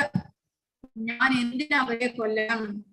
അവരെ വധിക്കുകയിൽ ത്രൈലോക്യമാകെ നേടാമെന്ന് വരികയാണെങ്കിലും ഞാൻ അവരോട് യുദ്ധം ചെയ്യാനില്ല. പിന്നെ എങ്ങനെയാണ് വെറും മണ്ണിനു വേണ്ടി അവരെ കൊല്ലാനാകുക? ധാർത്തരാഷ്ട്രന്മാരെ ഹിംസിച്ചിട്ട് ഞങ്ങൾക്ക് എന്ത് സുഖമാണ് ലഭിക്കുക എന്നാണ് അർജുനന്റെ ചോദ്യം. അതായത് ഇവരെയെല്ലാം വധിച്ചിട്ട് എനിക്കൊന്നും തന്നെ നേടാനില്ല. കാരണം സ്വന്തം ഒരു സാധാരണ ഒരു ജീവാത്മാവിനെ പോലെയാണ് അർജുനൻ സംസാരിക്കുന്നത് എന്നിവിടെ കൊടുത്തിരിക്കുന്നു. എല്ലാവരും തങ്ങളുടെ ഇന്ദ്രിയ സന്തോഷത്തിന് വേണ്ടിയിട്ടാണ് ആഗ്രഹിക്കുന്നത്. വാസ്തവത്തിൽ ഭഗവാന്റെ അനുഗ്രഹത്താലാണ് നമ്മുടെ ആഗ്രഹങ്ങളെല്ലാം തന്നെ സാധിപ്പിക്കുന്നത്. പക്ഷേ ഭഗവാൻ അനുഗ്രഹിക്കുകയാണെങ്കിലും നമ്മുടെ യോഗ്യത അനുസരിച്ച് മാത്രമേ നമ്മുടെ ആഗ്രഹങ്ങളെ സാധിപ്പിച്ച് തരുന്നുള്ളൂ ഭഗവാൻ. അപ്പോൾ ഇവിടെ അർജുനൻ സ്വന്തം ഇന്ദ്രിയ സുഖത്തിന് വേണ്ടിയിട്ട് തനിക്ക് തന്റെ ബന്ധുമിത്രാദികളോടൊപ്പം ജീവിക്കണം, അവരെ കൊല്ലാൻ താൻ ആഗ്രഹിക്കുന്നില്ല. അതുമൂലം അർജുനൻ ഇങ്ങനെ ചിന്തിക്കുന്നു. വാസ്തവത്തിൽ ഭഗവാന്റെ ഇച്ഛ എന്താണ്? ഭഗവാന്റെ ആഗ്രഹം അനുസരിച്ചാണ് ഇവിടെ ഇങ്ങനെ ഒരു യുദ്ധം തയ്യാറായിട്ട് വന്നിരിക്കുന്നത് എന്ന് ചിന്തിക്കാൻ അർജുനൻ ആ സമയത്ത് അങ്ങനെ ഒരു ചിന്താഗതി അർജുനന് വന്നില്ല എന്നിവിടെ പറയുന്നു. ഗോവിന്ദൻ എന്ന് വിളിക്കുന്നു ഭഗവാനെ അർജുനൻ. ഗോക്കൾക്കും ഇന്ദ്രിയങ്ങൾക്കും ആനന്ദം പ്രദാനം ചെയ്യുന്ന ഭഗവാനെ. അങ്ങനെ ഗോവിന്ദൻ നമ്മുടെ ഇന്ദ്രിയ സംതൃപ്തിക്കല്ല, എങ്കിലും ഗോവിന്ദന്റെ ഇന്ദ്രിയ സന്ദർപ്പണത്തിന് ശ്രമിക്കുന്നതാകയാൽ നമ്മുടെ ഇന്ദ്രിയങ്ങൾ സ്വാഭാവികമായി തൃപ്തി അടഞ്ഞുകൊള്ളും. അപ്പോൾ ഭഗവാനെ ഗോവിന്ദൻ എന്ന് വിളിക്കുന്നതിന്റെ കാരണം ഭഗവാന്റെ സന്തോഷത്തിന് വേണ്ടിയിട്ട് നമ്മൾ പരിശ്രമിച്ചു കഴിഞ്ഞാൽ നമ്മുടെ ഇന്ദ്രിയങ്ങളും അല്ലെങ്കിൽ നമുക്കും സ്വാഭാവികമായിട്ട് സന്തോഷവും സമാധാനവും ഉണ്ടാകുന്നു. അതുകൊണ്ട് അർജുനനെ ഇവിടെ ഭഗവാനെ അങ്ങനെ ചിന്താഗതിയാൽ ഭഗവാനെ ഗോവിന്ദ എന്ന് വിളിക്കുകയാണ് ചെയ്യുന്നത്. സർവവിധങ്ങളായ ഐശ്വര്യങ്ങളും ഈശ്വരേച്ഛയാ ഭഗവത് സേവനത്തിനായി സ്വീകരിക്കുന്നു ഭക്തന്മാർ. ഭഗവാന്റെ ഇച്ഛയില്ലെങ്കിൽ ഒന്നും സ്വീകരിച്ചുകൂടാ താനും. അപ്പോൾ അർജുനൻ വിചാരിക്കുന്നു അവർ തങ്ങളോട് തെറ്റ് ചെയ്താലും ആ തെറ്റെല്ലാം പൊറുക്കാൻ ഞാൻ തയ്യാറാണ്, എനിക്ക് യുദ്ധം വേണ്ട എന്നാണ് അർജുനൻ വിചാരിക്കുന്നത്. പക്ഷേ ഭഗവാൻ, ഭക്തവത്സലനായിട്ടുള്ള ഭഗവാൻ, ഭക്തന്മാരോട് ആരെങ്കിലും ശത്രുക്കൾ എന്തെങ്കിലും തെറ്റ് ചെയ്താൽ ഒരിക്കലും അത് പൊറുക്കുകയില്ല. ഭക്തന്മാർ അത് പൊറുത്താലും ഭഗവാൻ പൊറുക്കുന്നില്ല എന്നാണ് ഇവിടെ പറയുന്നത്. അതായത് ഭഗവാനോട് നമ്മൾ തെറ്റ് ചെയ്താലും ചിലപ്പോൾ ഭഗവാൻ ക്ഷമിച്ചു എന്ന് വരും. പക്ഷേ ഭഗവാന്റെ ഭക്തന്മാരോട് നമ്മൾ തെറ്റ് ചെയ്തു കഴിഞ്ഞാൽ ഭഗവാൻ അതൊരിക്കലും ക്ഷമിക്കുകയില്ല. അതുകൊണ്ട് കൗരവന്മാർ പാണ്ഡവരോട് ഒരുപാട് തെറ്റുകൾ ചെയ്തു കഴിഞ്ഞു. അതിനവസാനമായി ഇനി അവർ അതിന് ശിക്ഷ നേരിടാനുള്ള സമയമായിരിക്കുന്നു. അർജുനൻ യുദ്ധം ചെയ്തില്ലെങ്കിലും ഭഗവാൻ അവർക്ക് ശിക്ഷ കൽപ്പിച്ചു കഴിഞ്ഞിരിക്കുന്നു. അതുകൊണ്ട് അർജുനന് ചെയ്യാനുള്ളത് ഭഗവാന്റെ ഇംഗിതം അനുസരിച്ച് യുദ്ധം ചെയ്യുക എന്നതാണ് എന്ന് പറയുന്നു. ഇനി 36-ാമത്തെ ശ്ലോകത്തിൽ ഇവിടെ അർജുനൻ പറയുന്നത് ആദതായിനഃ പാപമേവാശ്രയേ തസ്മാൻ ഹത്വേതാൻ ആദതായിനഃ തസ്മാനാർഹ വയം ഹന്തും ധാർത്തരാഷ്ട്രാൻ സബാന്ധവാൻ സ്വജനം ഹി കഥം ഹത്വാ സുഖിനഃ സ്യാമ മാധവ. അർജുനൻ പറയുന്നു ആദതായിനഃ, ഇവരെല്ലാവരും തന്നെ അക്രമികളാണ്. അർജുനൻ സമ്മതിക്കുന്നു, ദുര്യോധനാദികൾ അക്രമികളാണ്, ഞങ്ങളെ ഒരുപാട് ഉപദ്രവിച്ചിട്ടുണ്ട് അവർ. അപ്പോൾ ഇവിടെ പ്രഭുപാദ പറയുന്നത് ആരെല്ലാമാണ് അക്രമികൾ എന്ന് വിളിക്കുന്നത്? 6 വിധത്തിലുള്ള കുറ്റകൃത്യങ്ങൾ ചെയ്യുന്നവരെ അക്രമികൾ എന്ന് വിളിക്കാം. ആരൊക്കെയാണ്? വിഷം കൊടുക്കുന്നവൻ, വീട് തീവയ്ക്കുന്നവൻ, മാരക ആയുധങ്ങൾ കൊണ്ട് ആക്രമിക്കുന്നവൻ, സ്വത്ത് കൊള്ളയടിക്കുന്നവൻ, ഭൂമി കയ്യേറുന്നവൻ, അന്യന്റെ ഭാര്യയെ അപഹരിക്കുന്നവൻ. ഇത്രയും കുറ്റകൃത്യങ്ങൾ ചെയ്യുന്നവരെല്ലാവരും തന്നെ അക്രമികളാണ്. അപ്പോൾ അർജുനൻ ഇവിടെ ദുര്യോധനാദികളെ അക്രമികൾ എന്ന് വിളിക്കുന്നു. കാരണം ഈ 6 കുറ്റകൃത്യങ്ങളും ദുര്യോധനാദികൾ അർജുനനോട്, പാണ്ഡവന്മാരോട് ചെയ്തിട്ടുണ്ട്. അവരുടെ ഭീമന് വിഷം കൊടുത്തിട്ടുണ്ട്. അവർക്ക് അരക്കില്ലം എന്നുള്ളൊരു വീട്ടിലേക്ക് അവരെ മാറ്റി പാർപ്പിച്ച് ആ വീടിന് അവർ തീ വെച്ചിട്ടുണ്ട്. മാരകായുധങ്ങൾ കൊണ്ട് അവരെ ആക്രമിച്ചിട്ടുണ്ട്. അവരുടെ സ്വത്തായിരുന്ന അവരുടെ കൈവശമായിട്ടുള്ള അവർക്ക് അവകാശപ്പെട്ട രാജ്യത്തെ ഇവർ തട്ടിപ്പറിച്ചു. പിന്നീട് അവരുടെ ഭൂമി കയ്യേറി അവരുടെ ഭാര്യയെ അവർ അപമാനിക്കുകയും ചെയ്തു. ഈ എല്ലാ കുറ്റകൃത്യങ്ങളും അവർ ചെയ്തിട്ടുണ്ട്. അതുകൊണ്ട് അർജുനൻ പറയുന്നു അവർ അക്രമികളാണ്. പക്ഷെ എങ്കിലും അക്രമികളായവരെ വധിക്കാം, അതിൽ പാപമില്ല എന്ന് ശാസ്ത്രങ്ങളിൽ പറയുന്നുണ്ടെങ്കിലും അർജുനൻ ഇവിടെ പറയുന്നു ഇവർ അക്രമികളാണെങ്കിലും അവരെ വധിക്കുന്നത് പാപമായിരിക്കും എന്നാണ് അർജുനൻ പറയുന്നത്. ധൃതരാഷ്ട്രപുത്രന്മാരെയും സുഹൃത്തുക്കളെയും ഹിംസിക്കുന്നത് നമുക്ക് ഉചിതമല്ല എന്ന് അർജുനൻ തെറ്റായി ചിന്തിക്കുന്നു. സ്വന്തം ബന്ധുക്കളെ കൊന്നിട്ട് എന്ത് നേടാനാണ് എന്നാണ് അർജുനന്റെ ചിന്താഗതി. അപ്പോൾ അർജുനൻ താൻ യുദ്ധം ചെയ്യാൻ ആഗ്രഹിക്കുന്നില്ല എന്നതിന് ഒരുപാട് കാരണങ്ങളാണ് അർജുനൻ പറയുന്നത്. അതിൽ ഒന്നാണ് അവരെ വധിക്കുന്നത് പാപമായിരിക്കും എന്ന് പറയുന്നു. അവസാനത്തേതായിട്ട് കുലക്ഷയം ഉണ്ടാകില്ലേ, അതായത് യുദ്ധത്തിന് എല്ലാ രാജ്യത്തിലുമുള്ള എല്ലാ രാജകുടുംബത്തിലെയും തലമുതിർന്നവരായിട്ടുള്ള ആണുങ്ങൾ എല്ലാവരും വന്നിട്ടുണ്ട്. അപ്പോൾ അവരെല്ലാവരും യുദ്ധത്തിന് പങ്കെടുത്ത് അവരെല്ലാവരും മരിച്ചു പോയി കഴിഞ്ഞാൽ പിന്നീട് അവരുടെ കുലത്തിനെ, അവരുടെ കുടുംബത്തിനെ സംരക്ഷിക്കാനായിട്ട് ആ തലമുതിർന്നവരായിട്ടുള്ള ആണുങ്ങളായിട്ടുള്ള ആരും തന്നെ ഇല്ലാതാകുന്നു. അതുവഴി എന്ത് സംഭവിക്കുന്നു? അർജുനൻ പറയുന്നു ആ കുലത്തിലുള്ളവർക്ക് സംസ്കാരം പറഞ്ഞു കൊടുക്കാൻ, കുട്ടികൾക്ക് നേർവഴി കാണിച്ചു കൊടുക്കാൻ, സ്ത്രീകൾക്ക് സംരക്ഷണം കൊടുക്കുവാൻ ആരുമില്ലാതെയാകുന്നു. അതുവഴി അവരുടെ കുടുംബം നശിച്ചു പോകും. ആ കുലക്ഷയത്തിന് നമ്മൾ കാരണമായിട്ട് വരുന്നു. അതിന്റെ പാപവും നമ്മൾ അനുഭവിക്കേണ്ടതായിട്ട് വരും എന്നാണ് അർജുനൻ പറയുന്നത്. അങ്ങനെ അർജുനൻ പറയുന്നു ലോഭാവേശം കൊണ്ട് ഇവർ ബന്ധുഹിംസയിലും സുഹൃത്തുക്കളോട് പൊരുതുന്നതിലും ദോഷം കാണുന്നില്ലെങ്കിലും കുലക്ഷയത്തിൽ നിന്നുണ്ടാകുന്ന ആപത്തുകളെ കുറിച്ച് അറിവുള്ള നമ്മൾ ഈ പാപകർമ്മങ്ങളിൽ എന്തിനു വ്യാപൃതരാകണം? കുലക്ഷയത്തോടുകൂടി എന്താണ് സംഭവിക്കുന്നത്? വംശം നശിക്കുന്നതോടുകൂടി ഏറെ കാലമായി പുലർത്തിപ്പോന്ന കുലധർമ്മങ്ങൾ നശിക്കുന്നു. അങ്ങനെ ധർമ്മം നശിക്കുമ്പോൾ വംശത്തിൽ ശേഷിക്കുന്നവർ അധാർമിക കൃത്യങ്ങളിൽ ഏർപ്പെടുന്നു. കുലത്തിൽ അധർമ്മം മുന്നിട്ട് നിന്നാൽ സ്ത്രീകൾ ദുഷിച്ചു പോകും. സ്ത്രീത്വം ദുഷിച്ചാൽ ആർക്കും വേണ്ടാത്ത കുട്ടികൾ ഉണ്ടാകുന്നു. അതുവഴി എന്ത് സംഭവിക്കുന്നു? ആർക്കും വേണ്ടാത്ത കുട്ടികൾ, സങ്കരവർഗത്തിലുള്ള കുട്ടികൾ ഉണ്ടായി കഴിഞ്ഞാൽ അവർക്ക് സംസ്കാരം പറഞ്ഞു കൊടുക്കാൻ ആരുമില്ലാത്തത് കൊണ്ട് പിതൃക്കൾക്ക് പിണ്ടമിടാൻ കൂടെ ആരും ഉണ്ടാകുകയില്ല.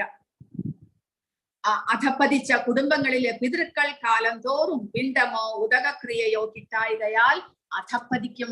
ഇങ്ങനെ എല്ലാമുള്ള ദീർഘവിചാരങ്ങളാണ് അർജുനന്റെ മനസ്സിലുണ്ടാകുന്നത്. അതായത് കുലവംശം നശിക്കുന്നതോടുകൂടി കുലധർമ്മങ്ങൾ നശിക്കുന്നു. വംശത്തിൽ ശേഷിക്കുന്നവർ അധാർമിക കൃത്യത്തിൽ ഏർപ്പെടുന്നു. അങ്ങനെ അധാർമിക കൃത്യത്തിൽ ഏർപ്പെടുന്നത് വഴി എന്ത് സംഭവിക്കുന്നു?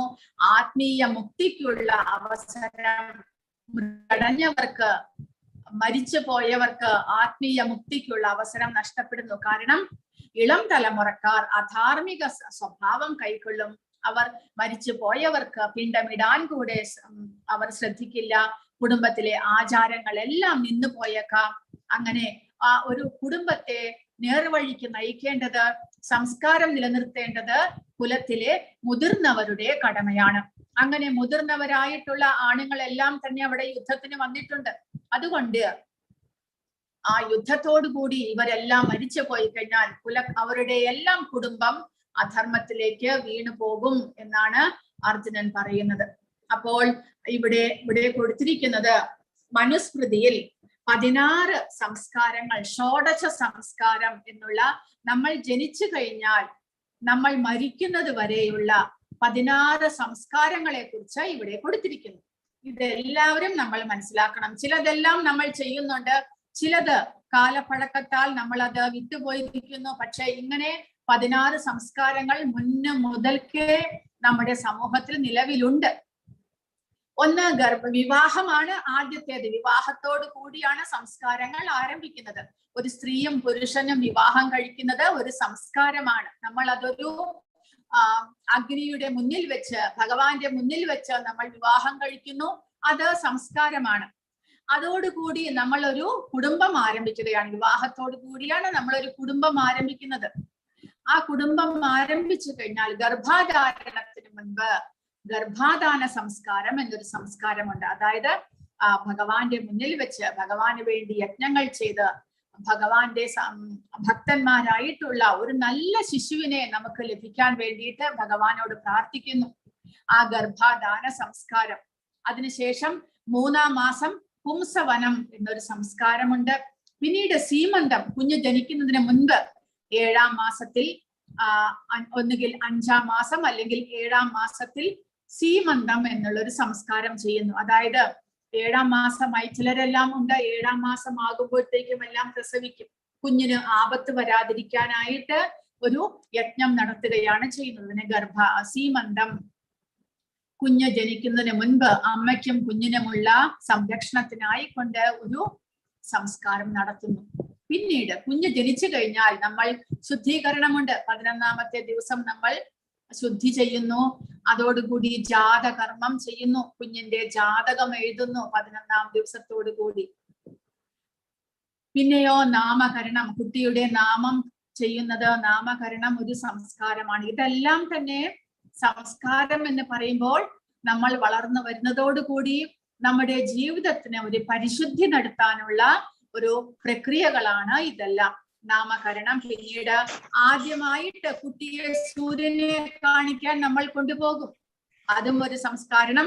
പ്രത്യക്ഷ ദൈവം നമ്മുടെ മുന്നിൽ, നമ്മുടെ ഇന്ദ്രിയങ്ങളെ കൊണ്ട് നമുക്ക് കാണാൻ സാധിക്കുന്ന പ്രത്യക്ഷനായിട്ടുള്ള ഭഗവാൻ സൂര്യദേവനും ചന്ദ്രദേവനുമാണ്. അപ്പോൾ ആ സൂര്യദേവനെ നമ്മൾ ഭഗവാനായിട്ട് ആദ്യമായിട്ട് നമ്മുടെ കുഞ്ഞിനെ കാണിക്കുന്നു. അങ്ങനെ അതും ഒരു സംസ്കാരമാണ്. നിഷ്ക്രമണം. കുട്ടിയെ ആദ്യമായി വീടിന് പുറത്തേക്ക് കൊണ്ടുപോകുന്നു.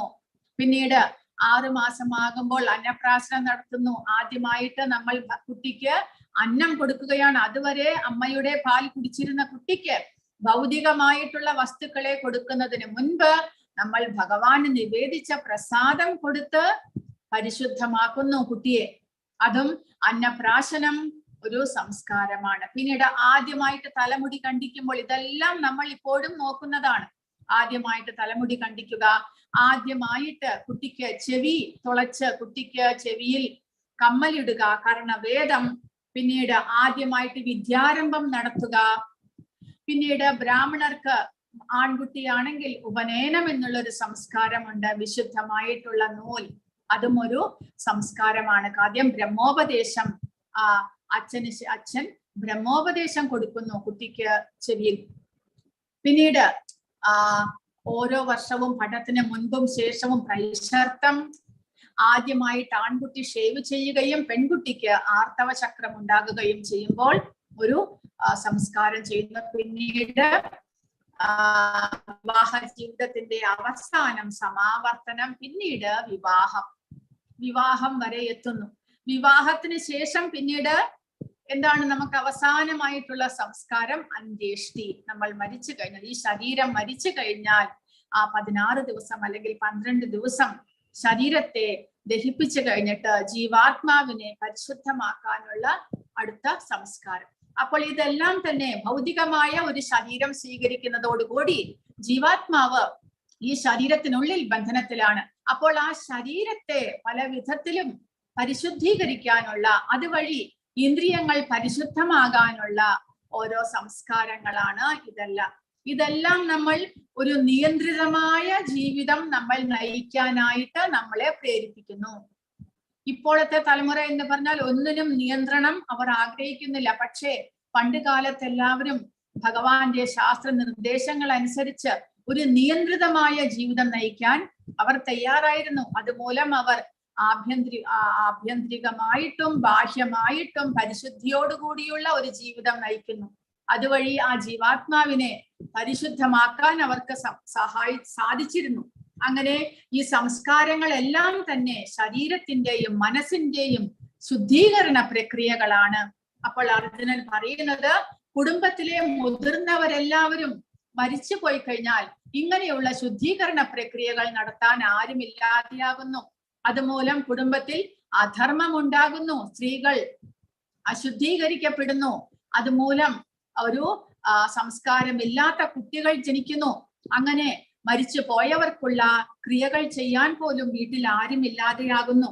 അപ്പോൾ ഇതെല്ലാം തന്നെ കുടുംബത്തിന്റെ അധപ്പതനത്തിന് കാരണമാകുന്നു എന്നാണ് അർജുനൻ പറയുന്നത്. തലമുതിർന്നവരുടെ ചുമതലയാണ് ജനനം മുതൽ മരണം വരെ തുടരുന്ന ശുദ്ധീകരണ പ്രക്രിയകൾ നടത്തുക. മൃതി അടഞ്ഞാൽ ശുദ്ധീകരണത്തിന് വേണ്ടിയുള്ള കുടുംബാചാരങ്ങൾ നിലച്ചേക്കാം. ഇളം തലമുറക്കാർ അധാർമിക സ്വഭാവം കൈക്കൊള്ളാം. അങ്ങനെ കുലത്തിൽ അധർമ്മം മുന്നിട്ട് നിന്നാൽ സ്ത്രീകൾ ദുഷിച്ചു പോകും, വേണ്ടാത്ത കുട്ടികൾ ജനിക്കുന്നു, വർണ്ണസങ്കരം. അതുമൂലം യുദ്ധവും പകർച്ചവ്യാധിയും, അതായത് സമൂഹത്തെ സംരക്ഷിക്കാൻ ശക്തിയുള്ളവർ ഇല്ലാതായാൽ എപ്പോഴും യുദ്ധമോ പകർച്ചവ്യാധിയോ എല്ലാം അടിക്കടി ഉണ്ടാകാം. അങ്ങനെ ജീവിതം നരകതുല്യമാകുന്നു, പിതൃക്കൾ അധപ്പതിച്ചു പോകുന്നു, കുല പാരമ്പര്യങ്ങൾ കളഞ്ഞു കുളിച്ചു പോകുന്നു, കുടുംബങ്ങൾക്ക് ഒരു സംസ്കാരമില്ലാതെയാകുന്നു. അങ്ങനെ ആത്മീയ മുക്തിക്കുള്ള അവസരം നഷ്ടപ്പെടുന്നു. അതുകൊണ്ട് അർജുനൻ പറയുന്നു, സ്ത്രീകൾക്കും കുട്ടികൾക്കും സംരക്ഷണം അത്യാവശ്യമാണ്. അതിനു വേണ്ടിയിട്ട് കുലത്തിൽ തലമുതിർന്നവരായിട്ടുള്ള ആണുങ്ങൾ അത്യാവശ്യമാണ് എന്നാണ് അർജുനൻ പറയുന്നത്. പക്ഷേ ഭഗവാൻ ഇതിനെല്ലാത്തിനും, ഈ അർജുനൻ പറയുന്ന എല്ലാ യുദ്ധം ചെയ്യാതിരിക്കാനുള്ള കാരണങ്ങൾക്കും രണ്ടാമത്തെ അധ്യായത്തിൽ ഭഗവാൻ എല്ലാത്തിനും എതിരായിട്ട് അർജുനന്റെ വാദങ്ങളെ എല്ലാം തന്നെ ഭഗവാൻ നിരാകരിക്കുന്നുണ്ട്. കൃഷ്ണാവബോധത്തിലൂടെ നമ്മൾ ചിന്തിക്കുകയാണെങ്കിൽ എല്ലാത്തിനും ഒരു ഉത്തരമുണ്ട് എന്ന് പറയുന്നു. അപ്പോൾ അർജുനൻ പറയുന്നത്, ഗുരു പരമ്പര വഴി അർജുനൻ അറിഞ്ഞു, അതായത് കുലധർമ്മങ്ങളെ നശിപ്പിക്കുന്നവർക്ക് എന്നെന്നും നരകത്തിൽ ജീവിക്കേണ്ടി വരും. അതുകൊണ്ട് ഞാൻ യുദ്ധം ചെയ്യുന്നില്ല എന്ന് അർജുനൻ പറയുകയാണ്. അപ്പോൾ തലമുതിർന്നവരെ ഹനിച്ചാൽ കുലവംശനാശം സംഭവിക്കുന്നു, കുലധർമ്മങ്ങൾ നശിക്കുന്നു, കുലത്തിൽ അധർമ്മം മുന്നിട്ട് നിൽക്കുന്നു, സ്ത്രീകൾ ദുഷിച്ചു പോകുന്നു, വേണ്ടാത്ത കുട്ടികൾ ജനിക്കുന്നു. അങ്ങനെ സമൂഹത്തിൽ സാമൂഹ്യ പുരോഗമന പ്രവർത്തികളോ ക്ഷേമ പ്രവർത്തനങ്ങളോ ഒന്നും തന്നെ ഇല്ലാതാകുന്നു. അങ്ങനെ ഇതെല്ലാം പാപകർമ്മമാണ്. ഇതിങ്ങനെയുള്ള കർമ്മങ്ങൾ ചെയ്യുക വഴി എനിക്ക് നരകത്തിൽ പോകേണ്ടി വരും. അതുകൊണ്ട് സ്വജനങ്ങളെ കൊല്ലാൻ അർജുനൻ ആഗ്രഹിക്കുന്നില്ല. അതിലും ഭേദം നിരായുധനായി പ്രതിരോധത്തിന് ഒരുങ്ങാതെ നിൽക്കുമ്പോൾ കൗരവാദികൾ വന്ന് എന്നെ കൊന്നുകൊള്ളട്ടെ, എനിക്ക് വിരോധമില്ല എന്ന് അർജുനൻ പറയുകയാണ്. അങ്ങനെ അർജുനൻ എന്ത് ചെയ്യുന്നു? ദുഃഖിതനായി വില്ലും ശരങ്ങളും താഴെയിട്ട് തേരിൽ ഇരിപ്പായി. അർജുനൻ പറയുകയാണ്, ധാർത്തരാഷ്ട്രന്മാരോട് പൊരുതുന്നതിൽ ഭേദം നിരായുധനായി പ്രതിരോധത്തിന് ഒരുങ്ങാതെ നിൽക്കുന്ന എന്നെ അവർ കൊല്ലട്ടെ എന്നാണ് അർജുനൻ പറയുന്നത്. അതായത് വളരെ വലിയ മഹാപാപമാണ് നമ്മൾ ചെയ്യാൻ പുറപ്പെട്ടത്. നമ്മൾ ഇതിനെ കുറിച്ചെല്ലാം മുന്നേ ആലോചിക്കാത്തത് എന്താണ് എന്ന് അർജുനൻ അത്ഭുതമാകുന്നു. കാരണം കുറിച്ചൊന്നും നമ്മൾ ചിന്തിക്കാതെ യുദ്ധം എന്ന് പറഞ്ഞ് ചാടി പുറപ്പെട്ടു. പക്ഷെ ഇപ്പോൾ സ്വന്തം സ്വജനങ്ങളെ മുന്നിൽ കണ്ടപ്പോൾ അർജുനന്റെ മനസ്സിൽ വളരെയധികം പരിഭ്രാന്തിയാകുന്നു, ദുഃഖമാകുന്നു, കരുണയാകുന്നു. കാരണം ഇങ്ങനെയെല്ലാം ഒരുപാട് ദോഷങ്ങളാണല്ലോ നമ്മൾ യുദ്ധം ചെയ്താൽ ഉണ്ടാകാൻ പോകുന്നത്. അതിനെക്കുറിച്ചൊന്നും ആലോചിക്കാതെ നമ്മൾ യുദ്ധത്തിനായി പുറപ്പെട്ടു. അതുകൊണ്ട് ഇത് യുദ്ധം ഞാൻ ചെയ്യുന്നില്ല. കാരണം ഇങ്ങനെയുള്ള പാപകർമ്മങ്ങൾ ചെയ്തു കഴിഞ്ഞാൽ അത് നമുക്ക് തന്നെ അത് വിപരീതമായിട്ട് വരും. അതുകൊണ്ട് അർജുനൻ 5 കാര്യങ്ങളാണ് യുദ്ധം ചെയ്യാതിരിക്കാനായിട്ട് പറയുന്നത്. എന്തൊക്കെയാണത്? ഒന്നാമത് കരുണ, അവരോടുള്ള കരുണ, ഇവരെല്ലാവരും മരിച്ചു പോകില്ലേ എന്നുള്ള കരുണ. രണ്ടാമതായിട്ട് ഇവരാരുമില്ലാതെ, തന്റെ ബന്ധുമിത്രാദികളില്ലാതെ ഈ രാജ്യവും സുഖവും ഐശ്വര്യവും എല്ലാം തനിക്ക് സ്വയം അനുഭവിക്കാൻ അർജുനന് തോന്നുന്നില്ല. എനിക്ക് മറ്റുള്ളവരെല്ലാവരും വേണം, എല്ലാവരോടും ഒരുമിച്ച് ഐശ്വര്യത്തെ അനുഭവിക്കണമെന്ന്. മൂന്നാമതായിട്ട് പാപമല്ലേ, ഇവർ അക്രമികളാണെങ്കിലും അവരെ വധിക്കുന്നത് പാപമല്ലേ. നാലാമതായിട്ട് കുടുംബ പാരമ്പര്യങ്ങളും കുലക്ഷയവും ഈ യുദ്ധം മൂലം ഉണ്ടാകുന്നു. അങ്ങനെ അർജുനൻ തനിക്ക് യോജിച്ച പ്രവൃത്തി എന്താണ് എന്നും, യുദ്ധം ചെയ്യുകയാണോ യുദ്ധം ചെയ്യാതിരിക്കുകയാണോ, ഏതാണ് തനിക്ക് അനുയോജ്യമായിട്ടുള്ള കടമ, തന്റെ കർത്തവ്യം എന്ന് മനസ്സിലാക്കാനാകാതെ അർജുനൻ അമ്പും വില്ലും എല്ലാം താഴെയിട്ട് അർജുനൻ തേരിലിരിപ്പാകുകയാണ് എന്നാണ് ഇവിടെ പറയുന്നത്. മൃദുല ഹൃദയത്വം ഒന്നാമത്തെ അധ്യായത്തിൽ 28ാമത്തെ ശ്ലോകം അർജുനന്റെ വിശുദ്ധ ഗുണങ്ങളെ കുറിച്ച് ഇവിടെ പറയുകയാണ്. പിന്നെയോ ത്രൈലോക്യമാകെ നേടാം എന്ന് വന്നാലും വധിക്കാൻ തയ്യാറായില്ല. അക്രമികളെ കൊല്ലുന്നതിൽ പാപമില്ലാഞ്ഞിട്ട് കൂടി, കാരണം അവർ അക്രമികളാണ്, അതുകൊണ്ട് അവരെ വധിക്കുന്നത് കൊണ്ട് പാപമില്ല എന്ന് ശാസ്ത്രങ്ങളിൽ പറഞ്ഞിട്ടുണ്ട്. എങ്കിലും അവരെ വധിക്കാൻ അർജുനൻ തയ്യാറായില്ല. അവർ ചെയ്ത തെറ്റെല്ലാം പൊറുക്കാൻ അർജുനൻ തയ്യാറായി. യുദ്ധം ചെയ്യേണ്ട കടപ്പാട് നിരസിക്കേണ്ട അപകടത്തിൽ പോലും ദുഷ്ടഫലങ്ങളെ കാണുന്നു. കാരണം യുദ്ധം ചെയ്തിട്ട് തങ്ങൾക്ക് അവകാശപ്പെട്ട രാജ്യത്തെ കൈക്കലാക്കാനായിട്ടാണ് യുദ്ധം ചെയ്യുന്നത്, ധർമ്മയുദ്ധമാണ് ചെയ്യുന്നത്. എങ്കിലും തനിക്കത് വേണ്ട, കാരണം ഇത്രമാത്രം കഷ്ടപ്പാടുകളും ദുഷ്ഫലങ്ങളുമാണ് യുദ്ധം മൂലം ഉണ്ടാക്കുക. അതുകൊണ്ട് തങ്ങൾക്ക് രാജ്യം ലഭിച്ചില്ലെങ്കിലും യുദ്ധം ചെയ്യേണ്ട ആവശ്യമില്ല എന്നാണ് അർജുനൻ ചിന്തിക്കുന്നത്. കുടുംബ പാരമ്പര്യങ്ങളും ധാർമ്മികതയും സംരക്ഷിക്കാനുള്ള ബാധ്യതകളെ കുറിച്ച് അർജുനൻ ബോധവാനാണ്. അർജുനൻ പറയുന്നു, ചിന്തിക്കുന്നില്ല, ഭക്തനാണ്, അതീന്ദ്രിയനാണ്, അതുകൊണ്ട് എനിക്ക് കർത്തവ്യമൊന്നുമില്ല എന്നല്ല അർജുനൻ ചിന്തിക്കുന്നത്. സമൂഹം ഒരൊറ്റക്കെട്ടായിട്ട് സംരക്ഷണത്തോടുകൂടി നിലനിൽക്കണം, സ്ത്രീകളെയും കുട്ടികളെയും സംരക്ഷിക്കണം, കുടുംബ പാരമ്പര്യങ്ങൾ നിലനിർത്തണം എന്നുള്ള, സംസ്കാരം നിലനിർത്തണം എന്നുള്ള ഒരു ചിന്താഗതിയാണ് അർജുനന്റെ മനസ്സിലുണ്ടായത്. അതുകൊണ്ട് അർജുനൻ യുദ്ധം ചെയ്യാതെ ഇരിക്കാനായിട്ട് ആലോചിക്കുന്നു. അർജുനൻ നിരായുധനായി കൊല്ലപ്പെടാൻ തയ്യാറാണ്, പക്ഷെ പ്രതികാരം ചെയ്യാനില്ല. ക്ഷത്രിയരുടെ സമരമുറകളിൽപ്പെട്ട ഒരു നിബന്ധനയാണ് നിരായുധനും പൊരുതാൻ ഇഷ്ടപ്പെടാത്തവനുമായ എതിരാളിയെ ആക്രമിച്ചുകൂടാ എന്നത്. അപ്പോൾ യുദ്ധം ചെയ്യാൻ ആരംഭിക്കുമ്പോൾ ഉള്ള ഒരു നിയമമാണ് അത്. അതായത് ആരെങ്കിലും ആയുധങ്ങളെല്ലാം താഴെയിട്ടു ഞാൻ യുദ്ധം ചെയ്യാനില്ല എന്ന് പറഞ്ഞാൽ അയാളെ വെറുതെ വിടണം, അല്ലാതെ അയാളെ പുറകിൽ നിന്ന് കുത്തി ആക്രമിക്കാൻ പാടില്ല. അങ്ങനെയാണ് അഭിമന്യുവിനെ അവർ വധിച്ചത്. അഭിമന്യു നിരായുധനായിരുന്നു, എന്നിട്ടും അവർ അധാർമികമായ യുദ്ധം ചെയ്ത് കൗരവ പക്ഷത്തുള്ളവർ അഭിമന്യുവിനെ വധിച്ചു. അത് അധർമ്മികമാണ്, അങ്ങനെ ചെയ്യാൻ പാടില്ല. അപ്പോൾ അർജുനൻ പറയുന്നു, എങ്കിലും എന്നെ അവർ കൊന്നാലും വിരോധമില്ല, ഞാൻ യുദ്ധം ചെയ്യാനില്ല എന്ന്. ഇതെല്ലാം തന്നെ ഒരു ഉത്തമ ഭക്തന്റെ ലക്ഷണങ്ങളാണ് എന്നിവിടെ പറയുന്നു. അപ്പോൾ ഒരു ഉത്തമ ഭക്തന് മനസ്സിൽ മാത്രമേ ഇങ്ങനെയുള്ള കരുണയും ദയയും സഹതാപവും എല്ലാം തോന്നുകയുള്ളൂ. സമൂഹത്തിന്റെ നന്മയെ കുറിച്ച് ആലോചിക്കാൻ, സമൂഹത്തിലുള്ളവരെല്ലാവരും ആ ഒരു ആത്മീയമായിട്ട് ഉയരണം എന്ന് ആലോചിക്കാൻ ഒരു ഉത്തമ ഭക്തന് മാത്രമേ തോന്നുകയുള്ളൂ എന്നാണ് ഇവിടെ പ്രഭുപാദ പറയുന്നത്. അപ്പോൾ യുദ്ധം ചെയ്യാതിരിക്കാൻ അർജുനന്റെ 5 കാര്യങ്ങളാണ് ഇവിടെ പറയുന്നത്. അതെല്ലാം തന്നെ അടുത്ത അധ്യായത്തിൽ ഭഗവാൻ നിഷേധിക്കുന്നുണ്ട്. അതായത് മൃദുല ഹൃദയത്വം ഭഗവാൻ 11 മുതൽ 30 വരെയുള്ള ശ്ലോകങ്ങളിലൂടെ ഭഗവാൻ അതെല്ലാം നിഷേധിക്കുന്നു. കാരണം അർജുനൻ ശാരീരികമായിട്ടാണ് ചിന്തിക്കുന്നത്, ശരീരമാണ് മരിക്കുന്നത്, ആത്മാവ് മരിക്കുന്നില്ല എന്ന് 11 മുതൽ 30 വരെയുള്ള ശ്ലോകങ്ങളിൽ ഭഗവാൻ പറയുന്നു.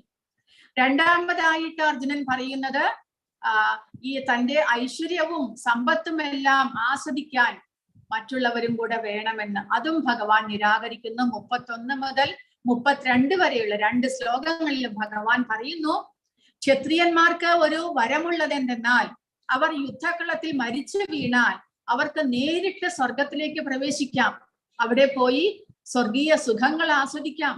അപ്പോൾ യുദ്ധക്കളത്തിൽ അവരെല്ലാം മരിച്ചു വീണാലും അവർക്ക് നരകത്തിൽ പോകേണ്ടി വരുന്നില്ല, അവർക്ക് സ്വർഗീയ സുഖം ആസ്വദിക്കാം. അതുകൊണ്ട് അർജുനന്റെ ആ വാദങ്ങളെയും ഭഗവാൻ നിരാകരിക്കുന്നു. മൂന്നാമതായിട്ട് കുടുംബത്തിന്റെ നാശം ഉണ്ടാകില്ലേ എന്ന് ചോദിച്ചു കഴിഞ്ഞാൽ 45, 46 മുതൽ ശ്ലോകങ്ങളിൽ ഭഗവാൻ പറയുന്നു, ഭഗവാന്റെ ഇഷ്ടത്തിനനുസരിച്ച് ഭഗവാന്റെ സന്തോഷത്തിനായിക്കൊണ്ട് നമ്മൾ കർമ്മങ്ങൾ ചെയ്യുമ്പോൾ അത് കുടുംബത്തിന് മുഴുവനും ശ്രേയസ്സായിട്ട് വരുന്നു. അതിൽ പാപകർമ്മങ്ങൾ ഉണ്ടാകുന്നില്ല എന്നാണ് ഭഗവാൻ പറയുന്നത്. പിന്നെയോ വിശുദ്ധിയും പാപകർമ്മത്തിന്റെ ഭയവും ഇതെല്ലാം തന്നെ ഭഗവാൻ പറയുന്നു. 33 മുതൽ 37 വരെയുള്ള ശ്ലോകങ്ങളിൽ ഭഗവാൻ അതിനെയെല്ലാം തന്നെ നിരാകരിക്കുന്നു. അങ്ങനെ തീരുമാനം എടുക്കാൻ പറ്റാത്ത ഒരവസ്ഥയിൽ അർജുനൻ എന്ത് ചെയ്യുന്നു? ഭഗവാന് ശരണാഗതനാകുന്നു.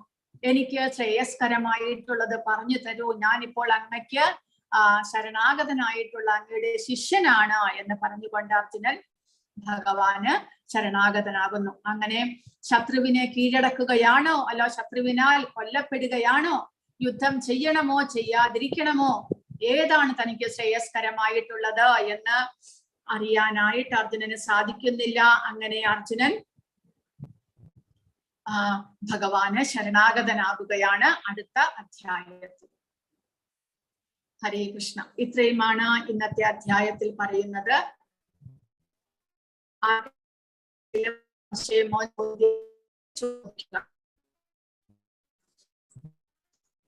ഹരേ കൃഷ്ണ.